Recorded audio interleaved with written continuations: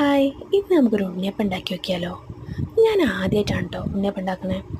പിന്നെ ആദ്യം തന്നെ പറയാം, ഇതൊരു തട്ടിക്കൂട്ട് ഉണ്ണിയപ്പമാണ്. ഇതിൽ എല്ലാ സാധനങ്ങളൊന്നും ഉണ്ണിയപ്പത്തിന് വേണ്ട എല്ലാ സാധനങ്ങളൊന്നും ഇല്ല കേട്ടോ. അപ്പോൾ ഞാൻ 3 മണിക്കൂർ നേരം പച്ചരി കുതിർത്ത് വെച്ചിരുന്നു. അത് ശർക്കരപ്പാവ് വെച്ചിട്ട് അരച്ചെടുത്തു. ശർക്കരപ്പാവ് ഒന്ന് ചൂടാറിയതിന് ശേഷം കേട്ടോ അരച്ചെടുത്തത്. പിന്നെ 4 പഴം, അത് ഇന്ന പഴമൊന്നുമില്ല, ചെറുപഴം 4 ചേർത്തു. പിന്നെ ആവശ്യാനുസൃതം ശർക്കരപ്പാവ് ഒഴിച്ച് മാവ് ലൂസാക്കി. പിന്നെ ഇതിലേക്ക് ഞാൻ കുറച്ച് സോഡാപ്പൊടിയും ഉപ്പും ജീരകമൊക്കെ ഇട്ടിട്ടുണ്ടായിരുന്നു കേട്ടോ. അതൊന്നും ഞാൻ വീഡിയോ എടുത്തില്ല. പിന്നെ ഏലക്കായ ഉണ്ടായിരുന്നില്ല, അതുകൊണ്ട് അത് ഇട്ടില്ല.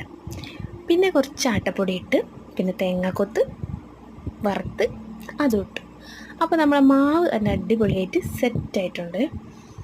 പിന്നെ ഉണ്ണിയപ്പച്ചട്ടി ചൂടാക്കി മാവ് ഓരോ പൊടികളിലായിട്ട് ഒഴിച്ചു കൊടുത്തു. ഇത് നല്ല രസമുണ്ട് കേട്ടോ ഈ പരിപാടി.